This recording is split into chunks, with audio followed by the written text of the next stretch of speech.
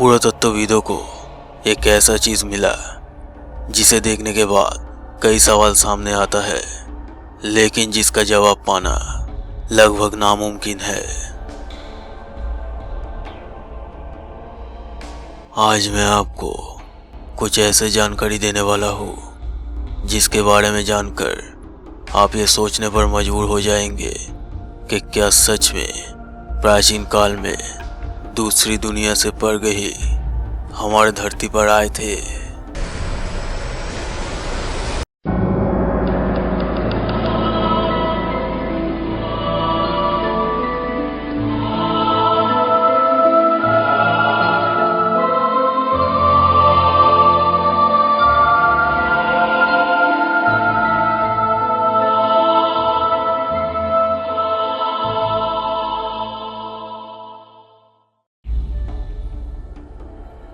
दक्षिणी पेरू में मिला नाज़का लाइन्स आज भी दुनिया के लिए एक बड़ा रहस्य है, और उतना ही रहस्यमय है इस जगह से पाए गए लंबे सिरों वाले इंसानी खोपड़ी। पेरू के दक्षिणी तट पर फैली इलाकों में, खास करके नाज़का लाइन्स के पास, पुरातत्वविदों को ऐसे लंबे सिरों वाले खोपड़ियों के सबूत मिले हैं, और ये किसी एक इलाके में नहीं बल्कि अलग अलग जगहों पर मिली है। ऐसा लगता है जैसे ये इस जगह को बसाने वाले लोगों के खोपड़ियाँ है। ये खोपड़ियाँ आकार में इंसानी खोपड़ी से 25% ज़्यादा बड़ी है। सवाल ये है कि ये खोपड़ियाँ आया कहाँ से। कई विद्वान और शोधकर्ताओं के मुताबिक इनका सभ्यता के लोग अपने बच्चों के सिरों को किसी तरह के कंबल, कपड़ा या फिर रस्सी से बांध देते थे ताकि उनके सिर लंबे हो सके। लेकिन इसके खिलाफ कई तर्क भी दिए गए थे, क्योंकि ऐसा एक भी सांस्कृतिक सबूत नहीं मिला था जो ये साबित कर सके कि इनका सभ्यता के लोग अपने सिरों को बांध कर रखते थे। अगर ये बात मान भी लिया जाए तब भी सवाल ये है कि इनका सभ्यता के लोग आखिर क्यों उनके बच्चों को इतना कष्ट देते थे। कई महान आर्कियोलॉजिस्ट का मानना था कि शायद हजारों साल पहले दूसरी दुनिया से एलियंस हमारे ग्रह पर आए थे, और उनके सर बहुत बड़े और लंबे थे, और हो सकता है कि इनका सभ्यता के लोग उनका नकल करना चाहते थे जिन्हें वो अपना देवता मानते थे। लेकिन अगर सिरों को बांधने से उनके लंबे होने का कोई भी सबूत नहीं है, या अगर इसकी कोई इंसानी वजह नहीं है, तो इसकी और क्या वजह हो सकती है। क्या इसकी वजह इस दुनिया से दूर कई सितारों में मौजूद है। शायद ये इंसान और एलियन के मिलन से बनी किसी मिलती जुलती नस्ल के प्रमाण है।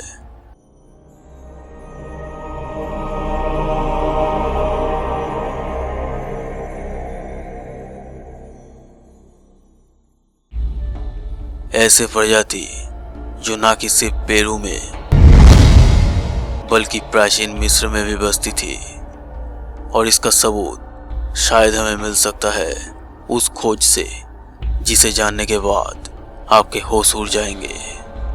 सन 1930 में एक खदान की सुरंग में कुछ खोजते वक्त एक लड़की को 2 खोपड़ियां मिली। उनमें से एक खोपड़ी का आकार बड़ा ही अनोखा था। रेडियो कार्बन डेटिंग टेस्ट से पता लगा कि वो खोपड़ी करीब 900 साल पहले की है, और उसकी ऊपरी जबड़े की जांच करने वाले डेंटिस्ट ने बताया कि वो खोपड़ी एक बच्चे की है जिसकी उम्र ज़्यादा से ज़्यादा 5 साल रही होगी। मुख्य धारा के वैज्ञानिकों का कहना था कि इस खोपड़ी का ऐसा आकार एक जेनेटिक बीमारी की वजह से था, शायद हाइड्रोसेफेलस की वजह से, जिसमें खोपड़ी में बहुत ज़्यादा तरल भर जाने पर उसका आकार बिगड़ जाता है।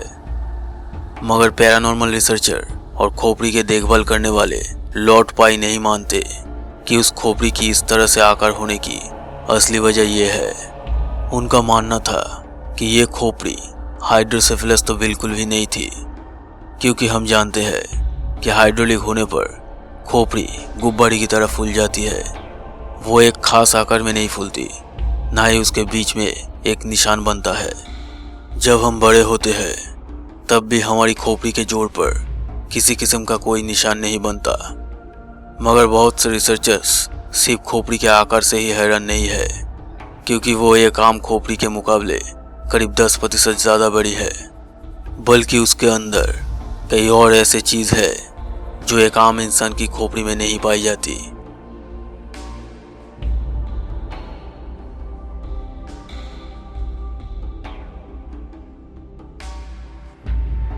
ये खोपड़ी एक आम इंसान की हड्डी की तुलना में बस आधी ही मोटी है, लेकिन वो इंसान के हड्डी के मुकाबले दुगनी सघन भी है, काफ़ी हद तक दांतों के एनामल के जैसा। उसके अंदर बड़े अजीब से मोटे मोटे रेशे हैं जिनसे लगता है कि खोपड़ी को अंदर से एक खास किस्म के जाल से मजबूती दी गई है। उसमें एक लाल रंग का रेसिड्यू भी है जो बोन मैरो से मिलता जुलता है, लेकिन हम जो आम तौर पर देखते हैं उससे वो बिल्कुल अलग है। इस खोपड़ी में साइनस कैविटी भी नहीं था। उस खोपड़ी के अंदर बहुत सी ऐसी चीज़ें हैं जो इंसान की खोपड़ी में नहीं पाई जाती, और इस खोपड़ी को देखकर ही लगता है कि वो शायद एक हाइब्रिड खोपड़ी है जो कुछ हद तक इंसान तो है मगर साथ में कुछ और भी है। जब इस खोपड़ी को फॉरेंसिक तरीके से एक चेहरा दिया गया तब पता चला कि उसका चेहरा तो उन परगइयों से मिलता है जिन्हें हम ग्रे एलियंस कहते हैं। उस चेहरे में वो सारी खूबियाँ थी जो उन लोगों के बताए चेहरे से मिलती थी जिन्होंने सचमुच ये ग्रे एलियंस को देखा था या उन्हें देखने का दावा किया था। इसकी आंखें बड़ी ही अनोखी थी और उसकी खोपड़ी काफ़ी बड़े थे। खोपड़ी के बीचों बीच एक निशान बना था। चेहरे का नीचे वाला हिस्सा बड़ा ही पतला था, साथ ही उस सिर के अंदर बहुत बड़ा दिमाग भी था।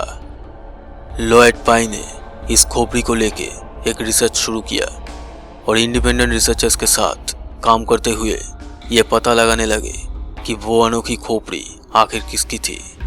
उन्होंने बताया कि जब सन 2003 में इस खोपड़ी की डीएनए टेस्ट किया गया तो बड़े चौंकाने वाले नतीजे सामने आए।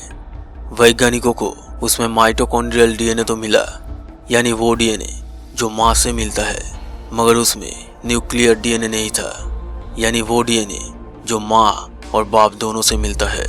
रिसर्चर्स ने इस खोपड़ी से न्यूक्लियर डीएनए निकालने के लिए 6 बार कोशिश की, लेकिन ताज्जुब की बात यह है कि उन्हें कुछ नहीं मिला। डीएनए टेस्ट के इस नतीजे से शोधकर्ताओं को ये लगने लगा कि अगर इस खोपड़ी से माइटोकॉन्ड्रियल डीएनए मिल रहा है तो इससे ये बात तो स्पष्ट है कि उसकी माँ इंसान थी, और अगर उसका न्यूक्लियर डीएनए नहीं मिल रहा है तो इसका एक ही मतलब निकलता है कि उसका पिता का डीएनए में कुछ तो गड़बड़ है। अगर उसका पिता भी इंसान होता तो वो भी उतना ही आसानी से मिल जाता जैसे माँ का मिला था। शोधकर्ताओं को 2003 में ही ये पता चल गया था कि इस मामले में कुछ ना कुछ तो गड़बड़ ज़रूर है। रिसर्चर्स को जो नतीजे मिले थे उसके आधार पर उन्होंने ये मान लिया कि वो बच्चा एक हाइब्रिड था जिसकी माँ तो इंसान थी लेकिन बाप एक परग्रही था।